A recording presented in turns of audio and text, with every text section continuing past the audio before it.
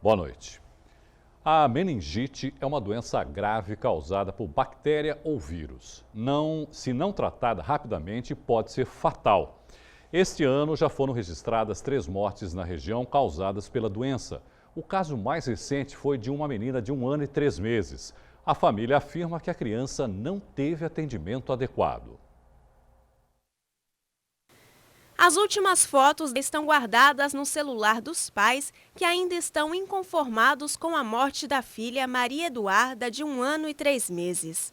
A gente fomos com ela na sexta-feira, chegamos lá no PAN à noite, umas 8 e pouca. Daí a doutora atendeu ela, falou que a febre dela estava estável, que ia passar uma receitinha e a gente ia ter que retornar no outro dia, porque a gente estava colhendo os exames. Quando foi no sábado, a gente retornamos lá de novo, ela com mais febre, vomitando e com bastante moleza no corpo. Daí já era outra médica, tinha trocado de plantão. Daí ela abriu o exame de sangue e falou que aparentemente não tinha nada, porque não tinha acusado nada no exame dela.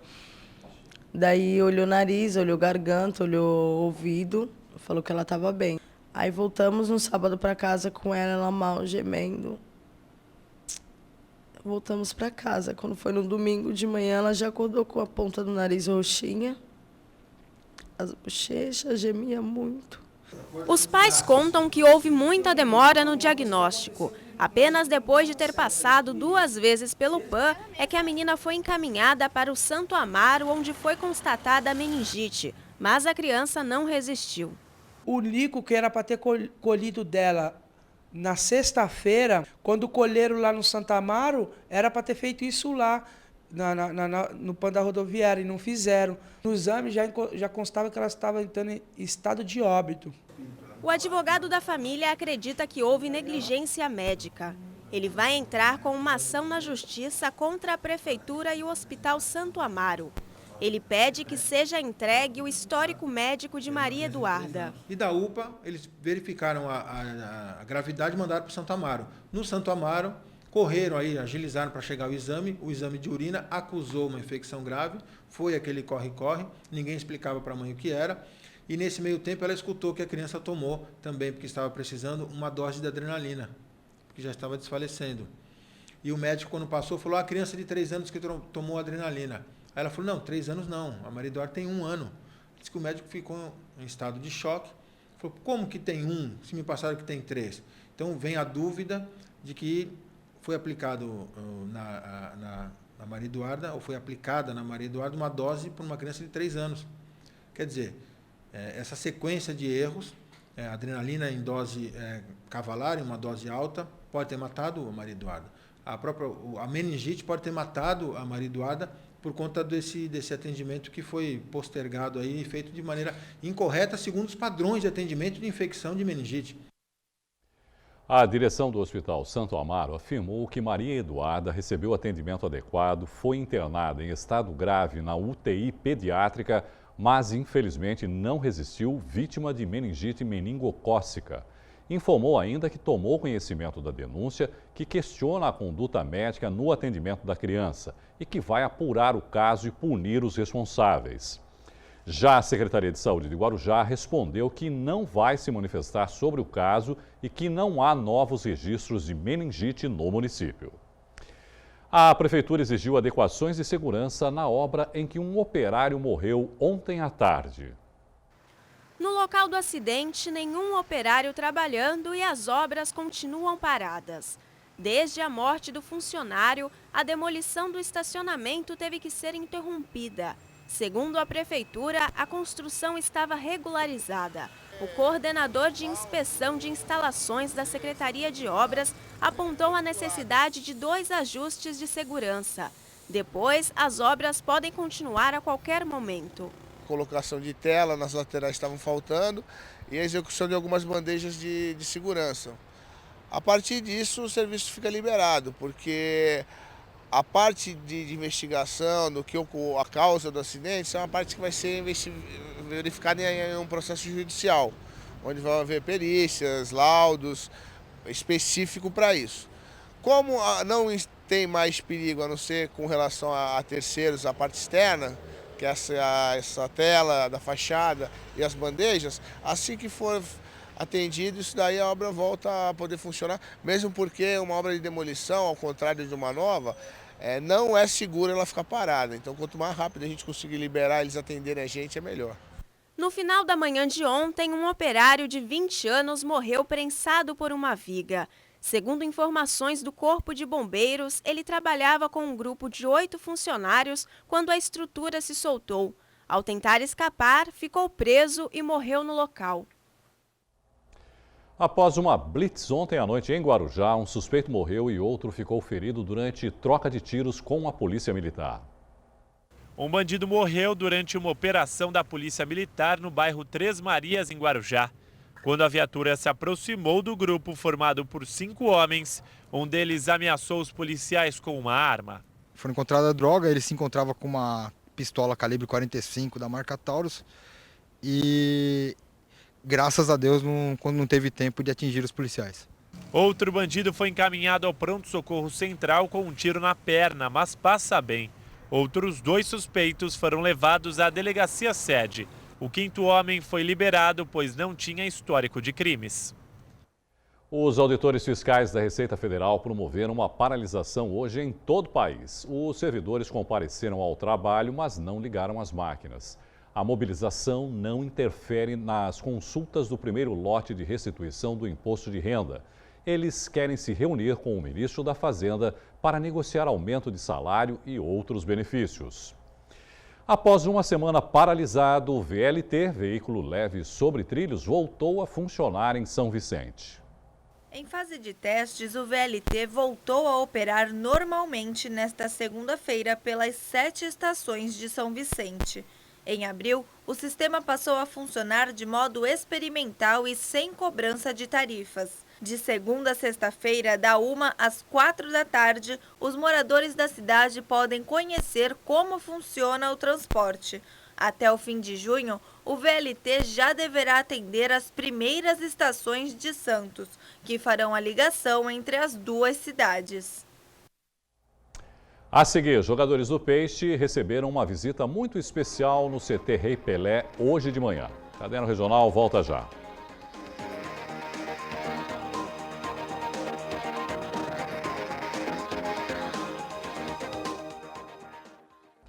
O Santos embarcou agora à tarde para Belo Horizonte para enfrentar o Atlético Mineiro amanhã à noite pelo Campeonato Brasileiro. Durante o treino de hoje pela manhã, deu tempo de praticar a solidariedade.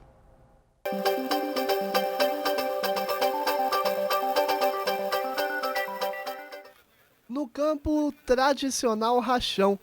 Nenhuma novidade. Colete versus sem colete.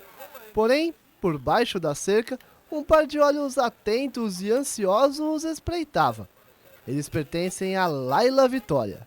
A Laila é santista desde bebezinha, porque o pai é santista, né? Ela queria conhecer a galera aí do Santos, né? Queria ver os jogadores. E aí ela veio e tá mó feliz. Nossa, hoje tá sendo uma manhã totalmente diferente para ela e uma realização de um sonho. Ela tá muito feliz. Laila tem paralisia cerebral espástica, o que limita o movimento das pernas. A mãe, Lucilene, descobriu uma cirurgia nos Estados Unidos que pode ajudar a filha. Mas para chegar até lá e receber o tratamento necessário, precisa de R$165 mil e tem contado com a ajuda de muita gente.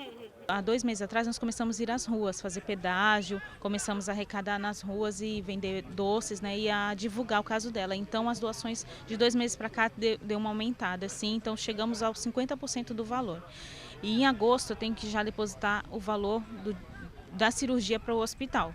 Mas a gente acredita com eventos que vão ter também daqui para frente, em prol da campanha, que vamos conseguir sim todo o dinheiro até agosto, sim. Final de treino e todos os jogadores vieram ao encontro de Laila, mas ela esperava um em especial. Qual o seu jogador preferido no Santos? O Giovani. Giovani, vai conhecer ele hoje? A minha mãe deixou até eu pedir uma camisa pra ele. É? Amanhã. E ele vai te dar a camisa? Não sei, eu ainda nem pedi. A fã do jogador foi surpreendida quando ele chegou com um pacote em mãos. Uma ajudinha para abrir e lá estava, uma camisa do time personalizada com o nome dela. Vou usar ela amanhã. Vai usar ela?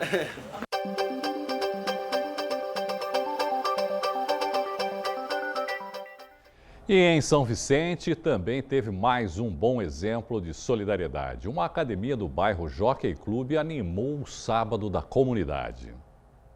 Os moradores tiveram uma manhã de sábado diferente. A população pôde praticar zumba, karatê, dança de rua, alongamento e jump. Com isso, arrecadamos um agasalho. Nessa campanha aí do agasalho, o pessoal que está sentindo necessidade, está com frio, a gente vai doar para uma instituição esses agasalhos.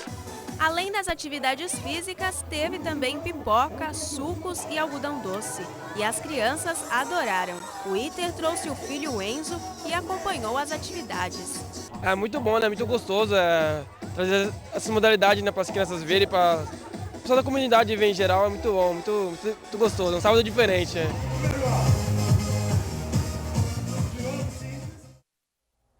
O 7º Okinawa Karatê foi realizado no fim de semana no ginásio Parque Voturuá, em São Vicente. O evento contou com a participação de mais de 200 atletas da região, capital e interior. Esses 3 são de Itaquera, São Paulo. Pela primeira vez estão em São Vicente para competir em 2 modalidades, Karatê e Kobudo, que utiliza armas brancas. Gabriel Andrade, de 12 anos, explica o Kobudo. Movimentos que os samurais antigamente usavam para se defender ou para fazer uma arte marcial. Eles usavam a tonfa, que eu estou aqui na mão, para quebrar grãos e jogarem no rosto das pessoas que tentavam atacar eles. Thiago pratica karatê há 28 anos. Desta vez veio acompanhar os atletas e torcer para o filho. Luan, de 11 anos, já é campeão pan-americano de artes marciais mistas. Para mim é uma grande honra, uma satisfação, né? A gente acompanhar essas crianças, colocar as crianças no meio do esporte, porque hoje a gente vê muitas crianças na rua, né? E para mim é uma satisfação grande, hoje é a primeira vez participando das competições Shishukan, né? Que é o primeiro estilo oriundo do Brasil. E hoje eu trago 19 atletas de lá de Itaquera, da Zona Leste, né? E para mim é uma satisfação imensa estar competindo com essas crianças, trazendo o melhor para eles. Os vencedores do 1º ao 3º lugar receberam medalhas personalizadas e troféus, e todos os atletas receberam medalhas de participação. O campeonato é uma homenagem à memória do grão-mestre Yoshihide Shinzato. Já trabalho em São Vicente há alguns anos e, de verdade, nós viemos para cá para poder realizar um trabalho social e educativo. E com o passar dos anos, surgiu a ideia de realizarmos uma competição onde pudéssemos reunir atletas, alunos, jovens talentos, para nós inserirmos no esporte nacional, ou seja, no karatê. Então essa é a proposta maior de levar o karatê como uma grande ferramenta pedagógica de disciplina e educação. O brasileiro Yamaguchi Falcão segue invicto em sua trajetória como profissional. O capixaba venceu o argentino José Puro-Paz no último sábado na Arena Santos.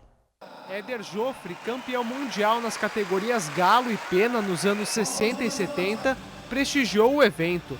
O tetracampeão mundial Yamaguchi Falcão precisou de 10 rounds para conseguir bater o argentino José Paz. O capixaba conquistou a vitória por decisão unânime. O campeão Popó acompanhou a luta do sobrinho Vitor Freitas, que venceu o experiente Sidney Siqueira nos pesos leves. Outras 5 lutas agitaram o fim de semana na Arena Santos.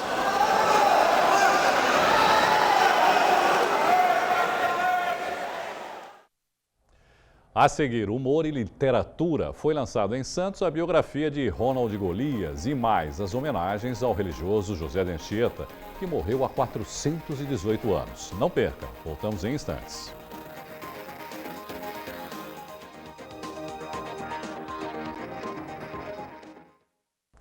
Foi lançada em Santos a biografia de um dos principais humoristas do Brasil, Ronald Golias.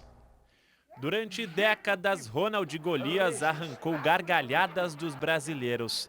Foram diversos personagens que marcaram época. Como não lembrar do Bronco, da família Trapo, primeiro sitcom da TV. Siri, por favor, sirva. Se não der para todos, depois eu mando buscar mais. E do inquietante Pacífico da escolinha do Golias. Fuga, desgraçada. Eu toco aqui na fuga. Vai pra lá, vai pra cá. Já sei onde é que ela tá. Luiz Carlos Barbano, historiador e fã de Golias, decidiu então escrever uma biografia do artista.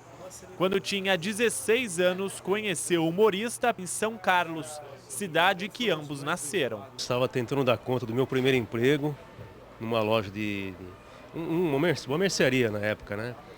E de repente criou-se um tumulto, eu estava lá os primeiros dias de trabalho e de repente criou-se um tumulto, todo mundo correu, saiu para fora da loja, fiquei sozinho na loja, que não sabia o que estava acontecendo. E fiquei sabendo que o Ronald Golias estava lá na frente da loja e toda essa movimentação foi por conta disso. A vontade de homenagear Golias veio em 2007, mas foi só em 2011 que começou a empreitada. Foram 4 anos de pesquisa e produção. Luiz Carlos entrevistou amigos de infância, familiares e colegas de trabalho do humorista.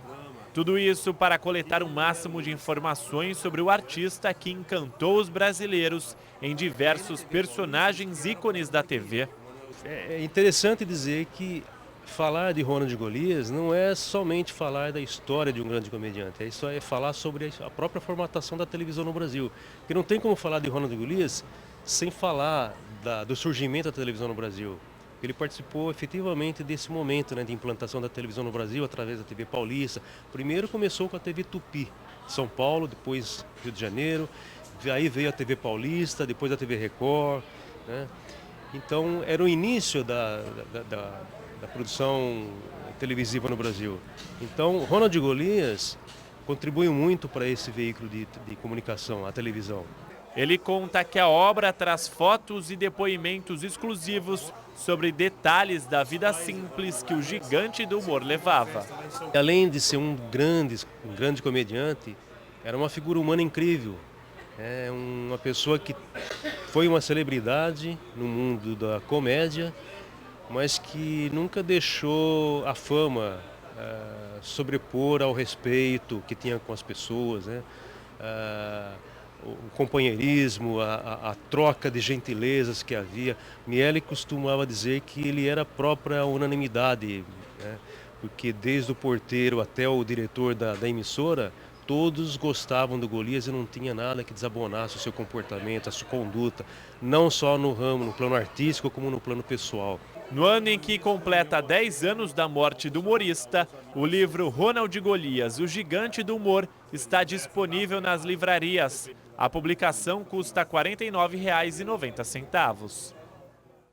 Quer se juntar a um dos grupos vocais mais importantes da região? O Broadway Voices está com inscrições abertas.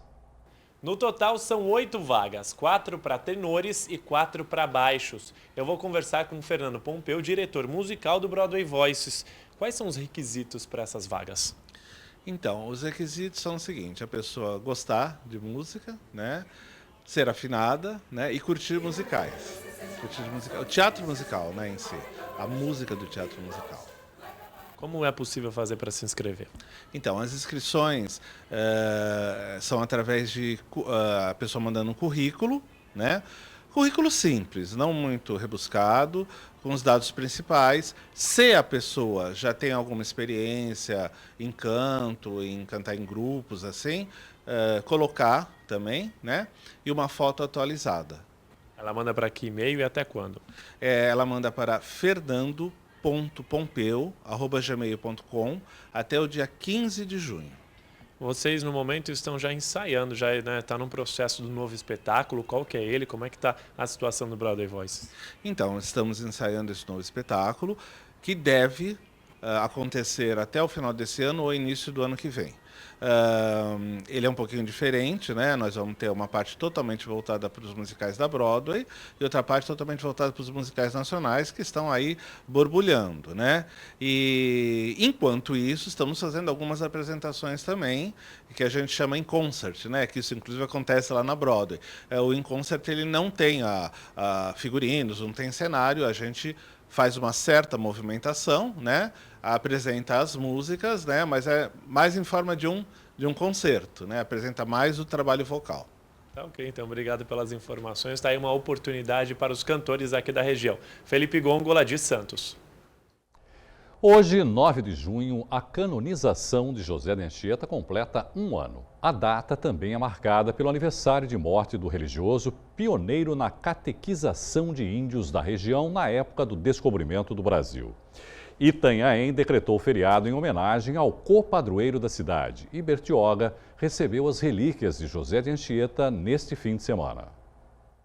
Ela veio de Vitória, no Espírito Santo. É feita de madeira, tem cerca de 20 centímetros e contém fragmentos dos ossos da perna de José de Anchieta. A relíquia, em homenagem ao padre, chegou no sábado na cidade. O tempo caminhado por aqui na cidade automaticamente nos leva a redescobrirmos esses valores cristãos, religiosos que ele viveu, para podermos assim mostrar para as pessoas que a tradição deve ser mantida. Que ela não se perde com o tempo, mas ao contrário, né? Ela é revivida e nos leva praticamente a entender aquilo que deve ser a nossa missão, né? De evangelização, de irmos de encontro àqueles que estão excluídos. Os fiéis se reuniram na igreja São João Batista. Orações e músicas foram cantadas em homenagem ao padre. Muitos são devotos de José de Anchieta. Foi uma pessoa que passou aqui nessas terras, deixou como um grande exemplo na nossa vida. Foi o fundador, um catequista, né, que catequizou os índios, e formação, né, realmente na igreja, a importância de realmente fazer parte da igreja. Ele como primeiro catequista, né, o exemplo que ele dá para a gente do amor de Deus, da presença de Deus, para todos nós paroquianos aqui temos um prazer de relembrar de tudo aquilo que ele fez de bom nessa terra, o dom de Deus que ele tem. Depois, os fiéis saíram em procissão até o Jardim do Canal de Bertioga. Foi celebrada uma missa com a relíquia e a imagem do padre. As homenagens fazem parte do aniversário de 1 ano de canonização de José de Anchieta. Nós sabemos muito bem que foi muito grande o esforço que ele fez para poder não somente levar a palavra, né? Mas para poder conseguir mostrar para as pessoas que a unidade, que o estar junto, poderíamos assim colaborar para a construção de uma realidade social. E foi isso que ele fez, assim, a grosso modo, e que nos leva a perceber o quanto é importante isso ainda nos dias de hoje. A edição desta terça-feira chegou ao fim. Continue com a nossa programação. Amanhã eu volto às 7h30 da noite com as principais notícias da região. Obrigado pela companhia, pela audiência e até amanhã. Tchau.